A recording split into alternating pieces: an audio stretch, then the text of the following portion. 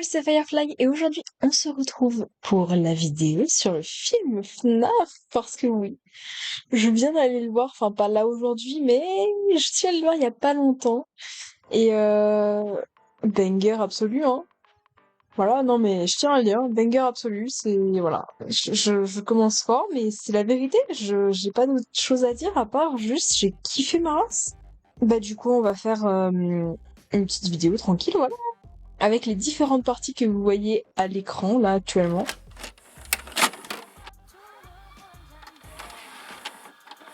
Donc on va directement commencer avec mon avis et je préviens aussi un petit peu au départ comme ça au moins il y a personne qui est surpris. Il va y avoir des spoilers. Voilà. Pour ceux qui ne l'auraient pas vu, ne regardez pas cette vidéo parce que si vous voulez pas vous faire spoil, c'est raté. C'est-à-dire que si vous regardez ça, c'est foutu. Je vais dire des trucs qui vont être en rapport avec le film. Donc bon. Bref. Voilà.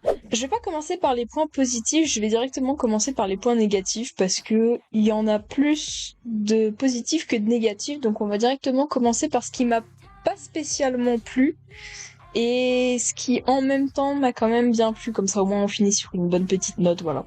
Alors, premièrement, le gros point négatif, je pense que si vous demandez à n'importe qui est allé voir le film, qu'il soit complètement fan ou qu'il soit complètement néophyte, c'est clairement le manque d'horreur. En fait, c'est censé être un film d'horreur, c'est-à-dire que c'est vraiment marqué, déconseillé aux moins de 12 ans, et au final, il y a rien du tout. C'est-à-dire qu'il y a 3 scènes qui font un petit peu horreur en mode genre il y a 3 screamers de Balloon Boy.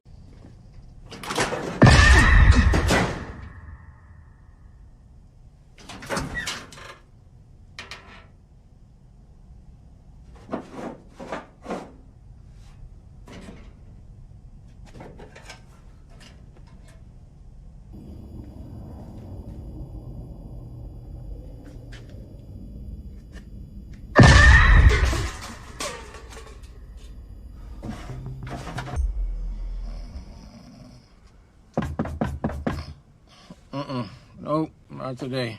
Sorry. I said read the Voilà. Qui m'ont même pas fait peur, hein, honnêtement. Et pourtant, vous connaissez à quel point je suis une grosse flippette. Mais ça ne m'a même pas fait peur.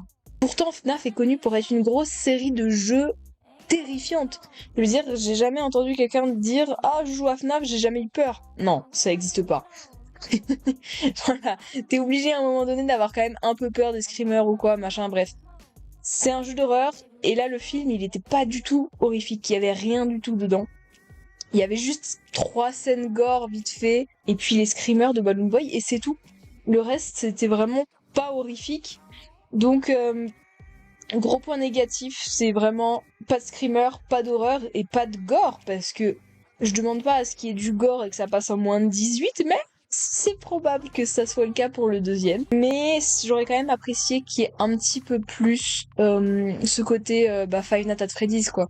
Je veux dire, FNAF, c'est quand même connu pour être une série de jeux qui fait flipper, et là, en l'occurrence, moi, je m'attendais à aller voir un film d'horreur, et au final, j'ai vu un film FNAF, donc c'est bien, mais j'aurais quand même kiffé avoir un petit peu plus peur. Genre, c'est un peu sadomaso de dire ça, mais j'aurais kiffé me faire un petit peu plus peur en mode, genre, il y a 3 screamers qui me sautent à la gueule, mais vraiment, j'aurais aimé que mon cœur s'emballe et tout. Là, j'ai rien ressenti. J'ai pas eu d'adrénaline, j'ai pas eu ce petit côté frisson, j'ai pas eu... Voilà, il y a rien eu de particulier. Si ce n'est que j'ai eu quand même des frissons quand j'ai vu les animatroniques parce que ils sont sublimes, guys. Il faut quand même le dire. Voilà, je passe au point positif alors que j'avais dit que je restais dans les points négatifs, mais il faut quand même le dire. Voilà, ils sont beaux quoi. Genre c'est aberrant, frère. C'est même plus un film. Genre j'ai l'impression que c'est la vraie vie. J'ai juré, c'est trop beau. Le deuxième point que j'ai trouvé qui pouvait être plus ou moins négatif, c'est que c'est quand même assez dur d'aimer le film quand on n'est pas fan de la série FNAF à la base. C'est-à-dire que moi je suis allée avec 2 personnes qui se reconnaîtront si elles regardent cette vidéo. Dans les deux personnes, il y a, en gros, on avait à peu près 3 niveaux de connaissances en termes de FNAF. Il y avait moi qui était quand même assez bien renseignée sur le jeu, c'est-à-dire que je le suis depuis très longtemps. Je continue à le suivre depuis toujours en fait. Depuis que je l'ai découvert, je le suis parce que je trouve que c'est extraordinaire comme jeu. Et il y avait donc le niveau intermédiaire, on va dire, c'est entre moi et le côté je connais rien. Voilà, donc c'est en mode genre elle connaissait un petit peu, mais elle avait pas toutes les références, elle avait pas tout le lore en entier, etc., etc. Enfin, elle connaissait quand même un petit peu, mais pas tout en entier. Je veux dire, elle avait pas toutes les refs. Ensuite, on avait presque le niveau 0 parce que il connaissait à peine, il était vraiment au strict minimum et encore, il connaissait à peine les noms des personnages, genre les animatroniques, le nom du méchant, etc. Bref, donc c'est vraiment, j'y suis allée avec 3 niveaux de connaissances en termes de FNAF. Honnêtement, je pense que, après je sais pas, hein, mais j'ai eu l'impression en tout cas. La personne qui connaissait un petit peu moins, bon du coup c'était Arty si jamais. Arty il connaît pas spécialement la série de jeux FNAF. Enfin il connaît juste comme ça, voilà. Il connaît à peine les noms, etc.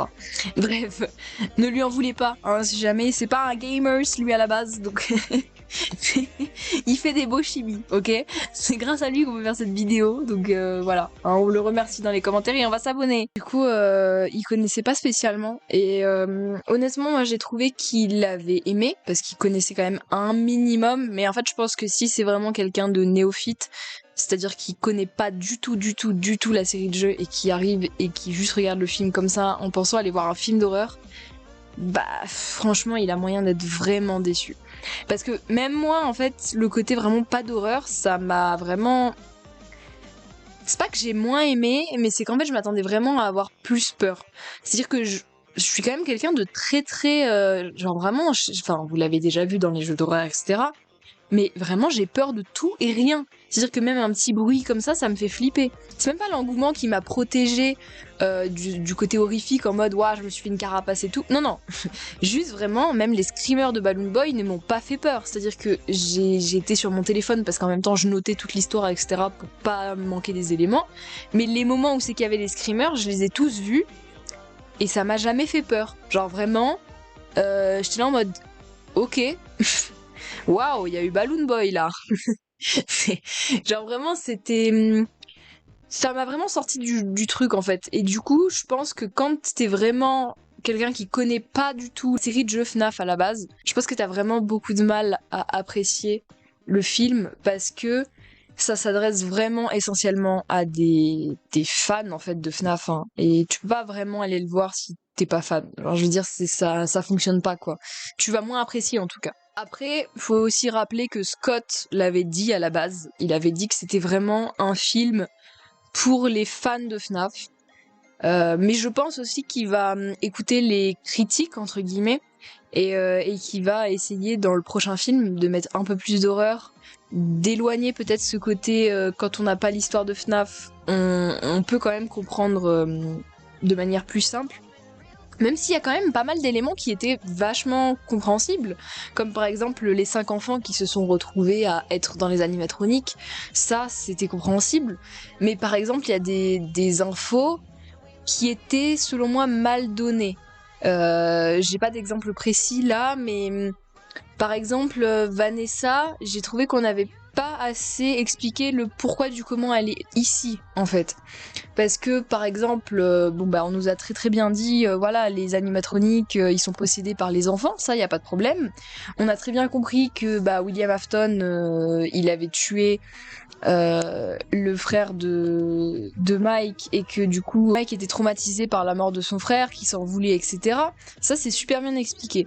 En revanche, quand il s'agit par exemple du personnage de Vanessa, on sait qu'elle est là, on sait qu'elle est policière, mais en fait on sait pas exactement qu'est-ce qu'elle fait là. Et même en tant que fan de FNAF, là j'ai trouvé que heureusement que je connaissais un petit peu l'histoire de Security Breach, parce qu'en plus Security Breach, moi j'avais pas regardé de let's play avant. C'est-à-dire que je connaissais pas l'histoire globale de Security Breach. Et quand je suis allée le voir, je connaissais déjà Vanessa, mais c'est vrai que j'étais en mode ah ouais, mais du coup en fait je sais toujours pas pourquoi est-ce qu'elle est là. Est-ce que ça a un lien avec Security Breach ou pas? Mais du coup, je pense que quand quelqu'un ne connaît pas les séries de jeux à la base, il a vraiment du mal à comprendre qu'est-ce qu'elle fait là. Parce que même moi, j'ai eu du mal à comprendre, et à l'heure actuelle, je sais toujours pas, en fait, pourquoi est-ce qu'elle était là. Du coup, dans l'histoire, elle dit je suis la fille de William Afton. Je suppose qu'elle est venue protéger Mike, parce que il est garde de nuit, et comme elle sait ce qu'il fait avec les gardes de nuit, etc., elle veut éviter qu'il se fasse tuer. Mais au final, il n'y a pas vraiment de... Enfin, je veux dire, on sait jamais vraiment pourquoi est-ce qu'elle est là, et je trouve que ça, c'est un petit peu mal expliqué, parce qu'elle fait pas partie des personnages principaux, mais presque. Ensuite, troisième point, qui selon moi est plus ou moins négatif. Je vais m'expliquer. Quand vous regardez le film, pour la première fois, ou peu importe d'ailleurs, mais on se rend compte qu'il n'y a pas de lien direct avec le lore ou le gameplay des jeux. Alors le gameplay, c'est pas plus mal, c'est pour ça que c'est un point positif en quelque sorte. Parce que du coup, je suppose que vous connaissez tous le gameplay des jeux. On est un garde de nuit, on doit surveiller cette pizzeria au péril de notre vie, et par la même occasion, se sauver la vie chaque nuit, pendant 5 nuits. Pour un jeu, c'est plutôt sympathique, c'est d'ailleurs ce qui a fait le succès de la série FNAF. C'est le côté horrifique si jamais vous vous trompez, et le côté un petit peu redondant, mais qui est quand même assez sympathique, puisque ça devient de plus en plus dur. Pour un jeu, c'est super intéressant, mais pour un film, ça le serait pas beaucoup. Parce que oui, imaginez si Mike y restait tout le temps enfermé dans son bureau et qui faisait rien, à part fermer des portes et allumer des lumières. Je pense que ce serait bien fait chier pendant 1h30, hein. Ça, c'est un point positif. Mais par contre, il y a autre chose qui me dérange sans me déranger. Certains vous diront, c'est plutôt intéressant qu'il n'y ait pas de lien direct avec le lore des jeux et des livres. C'est vrai, ça nous crée une troisième timeline. On en a donc 3, celle du film, celle des jeux et celle des bouquins. Mais j'ai quand même été un petit peu déçue. Parce que par exemple, en tant que grande fan de FNAF, j'aurais quand même apprécié avoir des nouveaux éléments pour essayer de mettre en lien les jeux et le film. Même s'il y a des éléments similaires, il n'y a pas de nouveaux éléments qui ont été ajoutés, à part ceux qu'on savait déjà. Et je tiens à dire qu'en fait, on pouvait le savoir dès le début, parce que la simple présence de Vanessa dans le premier restaurant des FNAF était déjà un indice sur le fait que ça n'allait pas être canon à l'univers des jeux et des livres. Car oui, je vais vous spoil, mais à la fin, Vanessa tombe dans le coma. En sachant que Security Breach se passe entre 2030 et 2040, si on suit la timeline des jeux, en sachant que dans le film, nous sommes en 2000, et que techniquement, l'histoire du premier FNAF se passe en 1990, déjà, on n'est pas raccord avec le lore principal des jeux, et en plus de ça, Vanessa ne peut pas passer 30 ou 40 ans dans le coma. Ce n'est pas possible. En sachant que dans Security Breach, elle a approximativement le même âge que dans le film. C'est donc très peu probable qu'elle passe 40 ans dans le coma pour se réveiller lors de Security Breach. Ça nous amène à dire qu'il y a bel et bien une troisième timeline qui vient de s'ajouter à celle des jeux et des bouquins. Ensuite, on va passer au point positif. Alors, je vais faire le point positif qui n'est pas mon point positif numéro 1, mais je vais pas avoir le choix de le faire comme ça parce qu'il va me ramener à un point négatif que je ne peux pas dire pour l'instant, parce que ils sont liés. Vous allez comprendre quand je vais le dire. Du coup, point positif, c'est les moments drôles. Franchement, j'ai kiffé qu'il y ait des petits moments drôles parce que y en a peut-être qui vous diront la scène avec le fort où Bonnie tombe, etc. C'est une scène qui vraiment casse l'ambiance, ça a rien à voir avec l'univers de FNAF, etc. Mais moi je trouve que ça rappelle le côté enfantin des robots parce que oui, il faut quand même remettre les choses dans son contexte. À l'intérieur des robots, il y a des enfants.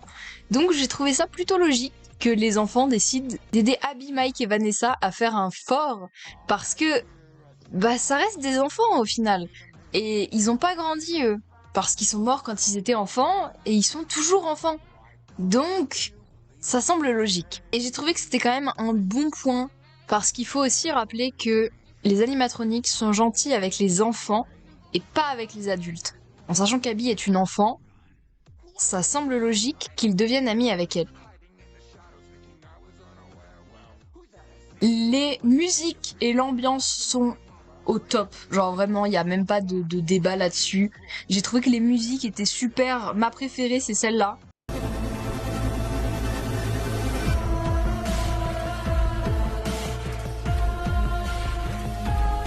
Voilà, je la mets pas très longtemps parce que j'ai peur quand même des copyrights un petit peu.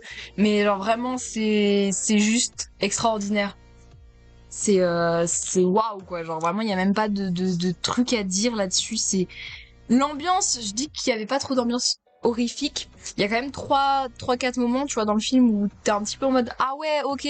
Bah par exemple, le début du film, c'est vraiment c'est gore quand même, hein, mine de rien, c'est assez gore. Et je m'attendais pas à ce début-là. Honnêtement, moi, je m'attendais à avoir un petit truc un peu pépouze. Bon, au final, on a vu quelqu'un se faire décapiter, tranquille. Bref, voilà. Mais du coup, ouais, j'ai trouvé que les musiques étaient super. L'ambiance était vraiment... Il y avait quand même des petits moments, c'est pas de frissons d'horreur, mais moi, j'ai eu des petits frissons en mode... Genre là, j'étais vraiment... C'était la consécration, quoi, d'un projet d'une vie, en fait. Parce que Scott a travaillé toute sa vie pour en arriver là. Et je trouve ça super beau qu'il a réussi à le faire, et c'est vraiment bien réussi en tout cas. Je ne parle pas non plus des décors qui sont absolument superbes. Hein, voilà, le restaurant, guys. Qu'est-ce qu'il est beau, bordel. Il est peut-être pas en accord avec ceux des jeux, mais en tout cas, il est extraordinairement beau. Genre vraiment, j'ai trouvé qu'il était super. Il est vraiment genre waouh. Le seul truc qui m'a un petit peu déçu aussi, on revient sur des points négatifs entre temps, voilà. C'est par contre le côté où dans le trailer, en fait, on nous a spoil trop de trucs. C'est-à-dire que j'aurais même pas dû le regarder en fait, le trailer, parce que ouais, je voulais voir à quoi ils ressemblaient les animatroniques, donc j'ai été super contente. Et quand je les ai revus au cinéma, je les ai redécouverts. Mais par contre, j'ai trouvé qu'il y avait eu trop de scènes spoilées par rapport au film en fait. C'est-à-dire que sur 2 heures de film, j'ai eu l'impression de m'être fait spoil la moitié. Mais genre vraiment. C'est-à-dire qu'il y avait 2-3 trucs que j'ai compris au milieu du film, mais sinon tout le reste, en fait, je pouvais déjà presque dire de quoi ça allait parler, etc. Après, on va dire que c'est aussi parce que je connais déjà l'histoire de FNAF, donc forcément, ça m'a un petit peu aidé à comprendre. Mais j'ai quand même trouvé que, ouais, dans le trailer, il y a peut-être un peu trop d'éléments et de scènes importantes par rapport au film, en fait. Il aurait peut-être fallu mieux les cacher que les montrer tout de suite. Par exemple, Golden Freddy, il apparaît très très peu, et on a montré quasiment toutes ces scènes. Golden Freddy, en plus, c'est un personnage qu'on voit pas spécialement. Quand on connaît pas l'histoire, on sait pas qui c'est. Et je trouvais que c'était un peu dommage de l'avoir montré directement dans le trailer et d'avoir montré ce genre de trucs, etc. J'ai quand même bien aimé aussi la ressemblance avec les jeux, parce que oui, il y a une certaine ressemblance avec les jeux. Tout à l'heure, je disais que le décor n'était pas tout à fait le même, mais en vérité, il y a quand même une petite ressemblance. Par exemple, ne serait-ce que le bureau là où Mike regarde les caméras est quand même vachement ressemblant avec le bureau de FNAF 1. Donc, là-dessus, petit point bonus. Voilà, je tiens à le dire. Il y a des petits points bonus comme ça qui partent. Je sais pas pourquoi. Je suis en roue libre dans cette vidéo, ok? La vérité là. Non, mais voilà. Ça j'ai bien aimé, honnêtement. J'ai trouvé qu'il y avait pas mal de petits trucs qui étaient sympas. Même entre les liens, par exemple, entre certains personnages, qui étaient bien expliqués, qui étaient bien ficelés en fait. J'ai trouvé que par exemple les liens entre Mike et sa sœur étaient quand même assez bien expliqués. On peut comprendre pourquoi est-ce que lui il doit absolument aller travailler, etc. Donc ça c'est vraiment sympa. Même la présence de Vanessa n'est pas expliquée, mais on comprend quand même un petit peu ses raisons, on va dire. Donc c'est quand même sympathique. J'ai aussi trouvé qu'on s'attachait facilement au personnage, et ça c'est cool, parce que quand on s'attache pas au personnage, bah c'est un peu nul. Vraiment, hein, je sais pas si vous avez vu dans les films et les jeux, quand on s'attache pas au personnage, vraiment, on est dans un truc en mode ah bah ouais, ok. C'est-à-dire que quand il se fait tabasser ou quoi, on est vraiment en mode d'accord, ouais, pourquoi pas. Là, j'ai vraiment trouvé qu'il y avait cette forme-là de Vanessa. Moi, je la connaissais que de Security Breach. Donc, selon moi, elle était méchante. Et là, je l'ai découvert sous une autre facette dans le film. Et quand elle s'est fait, par exemple, poignarder par son père, j'ai été complètement choquée. Genre, vraiment, j'étais en mode, waouh, ok, elle s'est fait planter, what the fuck. Et genre, vraiment, j'ai eu de l'empathie de fou. Donc ça, j'ai trouvé que ça avait été bien amené aussi. Et aussi, il y a une raison qui a été super bien expliquée. C'est vraiment le côté pourquoi est-ce que Mike il revient chaque nuit. Parce que donc dans le film là, il y a 2 raisons. Il y a parce qu'il veut garder Abby. Parce que oui, du coup, je vous explique vite fait pour ceux qui, je pense, auront regardé le film, mais bon, voilà. Donc en fait, Abby risque d'être placée parce que son frère, il a un petit peu du mal avec l'argent. Enfin bref, bon, voilà. Il a pas vraiment les moyens de s'occuper d'elle. Et du coup, sa tante Jane, petite référence au livre, ça aussi, essaye de récupérer Abby pour avoir, si je me trompe pas, les allocations, je pense, un truc comme ça. Et donc du coup, on comprend pourquoi est-ce qu'il a envie d'aller chaque nuit là-bas, parce que bah, il faut qu'il ait de l'argent. Et surtout la deuxième raison, celle qui est la principale aussi dans l'histoire, qu'on apprendra plus tard, mais c'est l'envie de faire des rêves sur son frère. Parce que oui, son frère Gareth s'est fait enlever par une voiture quand il était petit, et donc il est coupable de ça. Et du coup, il explique à Vanessa à un moment donné que bah, il retourne chaque nuit là-bas pour faire des rêves, pour en apprendre plus en fait sur son frère. Il dit que quand il est dans la pizzeria, il se sent plus proche de lui et qu'il a jamais été aussi proche de découvrir qui l'avait enlevé. Donc on apprend ça aussi à ce moment-là. Et donc j'ai trouvé que c'était assez sympathique parce que bah c'est vrai que en fait on comprend pas vraiment les motivations des personnages dans le jeu quoi. Parce que bah tout simplement, je veux dire, t'es payé rien du tout. Parce que oui, il faut le dire, hein, ils sont payés rien du tout, hein, que ce soit dans le film ou dans les jeux. Hein, ils sont vraiment pas payés beaucoup pour le travail qu'ils font en plus, voilà. Hein. Et pour autant, ils continuent d'y retourner. Donc dans le film, ça a été super bien expliqué, ce qui n'est pas le cas dans le jeu, donc c'est un point bonus en plus. Parce que clairement, bah, l'envie de faire des rêves sur son frère, c'est une très bonne raison, et l'envie de garder sa sœur aussi. Il y a clairement un côté très logique là-dedans.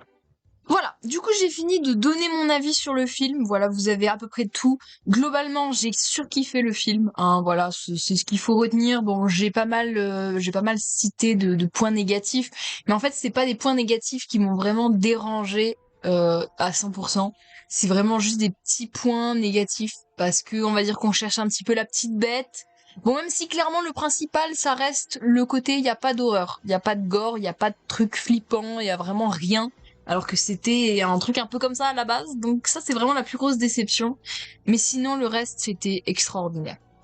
Bon, maintenant que je vous ai exposé mon avis, on va pouvoir parler de plusieurs autres petites choses. Je vais donc commencer par faire un lien entre ce qui est dans le film et ce qui est dans les jeux et les livres. Alors déjà, il y a quelques petites similitudes, comme par exemple le It's Me qui revient. Bon, en même temps, voilà, c'est un truc de l'univers de FNAF, si ça avait pas été là, ça aurait été un petit peu bizarre. Il est dans le film, il reviendra peut-être même dans le prochain film FNAF. C'est vraiment un grand classique de FNAF, mais voilà, il est présent, donc ça fait plaisir. Ensuite, on a la Dream Theory, qui est, qui a été en tout cas pendant un certain temps une théorie probable de FNAF, qui aujourd'hui a été démontrée comme étant fausse, mais a priori Scott l'a bien aimé et l'a donc inclus dans le film. Et voilà, donc c'est un petit clin d'œil à ceux qui ont inventé cette théorie. Voilà. Ensuite, on a le salaire désastreux parce que oui, 120 $, ou je crois que c'est 120 $. C'est pas énorme hein, à gagner pour une semaine de travail de nuit dans une pizzeria complètement abandonnée. Enfin bref, c'est pas dingue et pourtant bah, c'est le cas, que ce soit dans les jeux ou dans le film. Donc ça a été bien fait aussi. Ensuite, bah il y a évidemment les personnages qui sont bien représentés. Bon là, il y a quand même quelques petites différences parce que dans l'histoire des jeux, Mike Schmidt est aussi Michael Afton. Donc ça, en fait, c'est une seule et même personne. Là, ça n'a rien à voir avec le film, parce que la seule possibilité, ce serait que Mike ne connaisse pas son père, mais du coup, ça voudrait aussi dire qu'il connaît pas sa sœur, qui est Vanessa, et enfin bref, ça collerait pas du tout à l'histoire. Puis ça voudrait aussi dire que William, il aurait tué son propre fils, parce que Gareth, si on en suit l'histoire, ce serait son fils. Enfin bref, ça colle pas du tout. Donc du coup c'est pas ça. Mais quoi qu'il en soit, il y a quand même un minimum de ressemblance entre le fait qu'il s'appelle Mike, Michael. Voilà, il y a un petit peu de ressemblance. Bon, ils se sont pas basés sur la même histoire, mais encore une fois, ça nous rajoute un lore pour le film, donc c'est assez sympa. Ensuite, il y a encore une petite similitude sur le kidnapping, enfin le premier meurtre, qui est du coup celui de Gareth, qui s'est fait enlever par une voiture exactement comme dans le jeu, dans le mini-jeu là, avec Puppet, où c'est qu'on peut voir du coup l'enfant se faire enlever par une voiture. Bah ça reprend exactement ça. Sauf que c'est pas le même enfant techniquement, mais voilà, c'est le même principe. Et ensuite, du coup, oui, on n'a plus le phone guy dans le film. On a, du coup, William Afton qui est considéré comme le phone guy. À moins qu'on considère que la personne de la VHS soit aussi un petit peu le phone guy, parce qu'en vrai, ça pourrait potentiellement être le cas aussi, parce que c'est elle qui donne quelques instructions. Mais moi, j'ai plus considéré que c'était quand même William que la meuf de la VHS. Voilà. Et en parlant de VHS, je vais aussi vous parler des théories. On a été assez nombreux à remarquer un petit détail. On n'est pas encore sûr de s'il est avéré ou non, mais quoi qu'il en soit, il est très fort probable que ce soit le cas. Si vous regardez bien la VHS, au moment où la dame, elle est en train de parler de réparer les animatroniques, ou je sais plus trop ce qu'elle dit, on peut apercevoir un homme qui répare un endosquelette en fond. Regardez bien cet homme, et maintenant regardez bien cette image. Est-ce que vous voyez une ressemblance? Parce que sincèrement, j'en vois une. Je suis pas sûre que cette théorie soit juste, mais quoi qu'il en soit, on a été très nombreux à penser que ça pourrait être le cas. Il semblerait que le père de Mike ait travaillé à la pizzeria avant lui, ce qui expliquerait donc sa relation avec William Afton. Car oui, le nom du père de Mike n'a jamais été cité. On sait juste qu'il s'est suicidé. Exactement comme l'un des personnages de la série de jeux. Ça vous rappelle quelqu'un? Henry Emily? Eh oui, c'est le seul personnage de la série qui s'est suicidé. Et bizarrement, ça colle plus ou moins avec l'histoire du film. Car lorsqu'on regarde cet arbre généalogique, on se rend compte qu'à part quelques petites différences et ce n'est pas la même timeline, eh bien, visiblement, il y a des similitudes. Garrett serait donc le Crying Child, et potentiellement, il serait dans la puppet. À suivre. Le fait que le père de Mike soit Henry expliquerait aussi pourquoi William connaît Mike. Car oui, lors de la scène de l'embauche, il a comme une sorte de bug sur le nom de Michael Schmidt. Ce qui prouverait donc qu'il le connaît, ou en tout cas qu'il connaît le nom de Schmidt, et peut-être son père ou son frère Garrett. Ensuite, pour en revenir à ce que je disais tout à l'heure, Garrett serait donc potentiellement la poupette, et je peux vous le prouver par quelques petites théories. Premièrement, il y a la musique.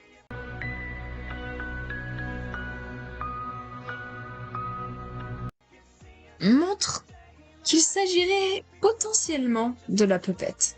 Premièrement, parce que c'est la musique de Puppet. Et ensuite, parce que lors des crédits de fin, on peut entendre cette musique avec un texte qui est épelé, exactement comme dans les mini-jeux où Puppet se trouve. Écoutez bien.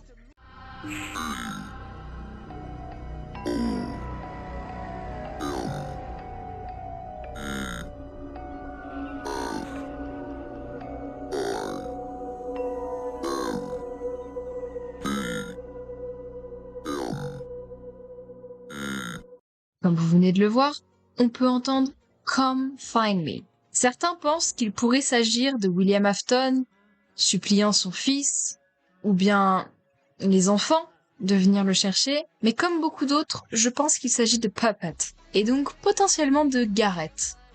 Parce que oui, si j'en suis ma théorie, Garrett serait donc l'enfant de la poupette, et pourrait comme donner un signe à son frère de venir le chercher. Le It's Me pourrait donc également être Garrett, car dans la théorie des jeux, si je me trompe pas, c'est Golden Freddy, mais il est probable que ce soit aussi Garrett. Pour faire un signe à son frère, toujours sur la même logique.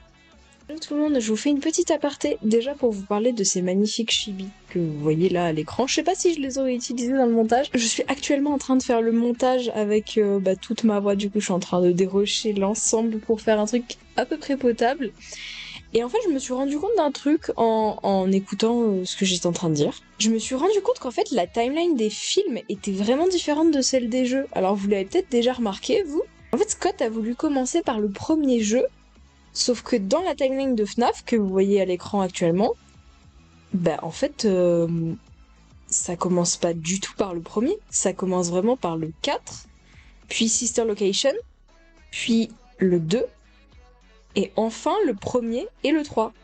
Sauf que là, on a commencé par le premier, ce qui voudrait donc dire que le prochain, bah, c'est le 3e jeu. Sauf que, techniquement, l'annonce a été sur le second. Et peut-être un petit peu Sister Location aussi. Donc, bah, visiblement, la timeline des jeux est complètement différente de celle des films. Ce qui voudrait donc dire que dans celle des films, il s'est basé sur l'ordre des jeux et pas sur la timeline des jeux. C'est un petit peu compliqué, mais bon. Normalement, vous aurez dû suivre. Voilà. Bref, je remercie encore une fois Arty pour les magnifiques chibis parce qu'il les a fait en pas longtemps et franchement, ça tue. Voilà. Merci beaucoup. Et puis, bah, je vous laisse avec la fin de la vidéo où je sais pas où est-ce que sera ce bout de truc, mais ça y sera. Voilà. Bon. Eh ben, je crois que j'ai plus grand chose d'autre à vous dire. J'espère que la vidéo vous aura plu. J'espère ne pas avoir dit de bêtises et j'espère que ça vous aura quand même plu parce que je sais pas si je suis partie un peu dans tous les sens ou pas. Mais bon, selon moi, j'ai quand même essayé de faire un maximum de choses. J'ai essayé d'éviter de partir trop loin parce que avec le peu d'éléments qu'on a, c'est assez compliqué de partir loin parce que ça a rien à voir avec l'histoire des jeux et c'est vraiment différent. Mais j'espère quand même que je suis pas allée trop loin et que vous aurez compris ce que je voulais dire. Que j'aurais fait un bon montage parce que pour l'instant il est pas encore fait, voilà. Et puis bah si ça vous a plu, n'hésitez pas à vous abonner, à liker et tout le reste, voilà, ça me fait plaisir. Bref, sur ce, je vous fais des bisous. And most importantly, believe in your dreams because everything is possible. Autrement dit, croyez en vos rêves parce que tout est possible. C'était Firefly. Salut tout le monde!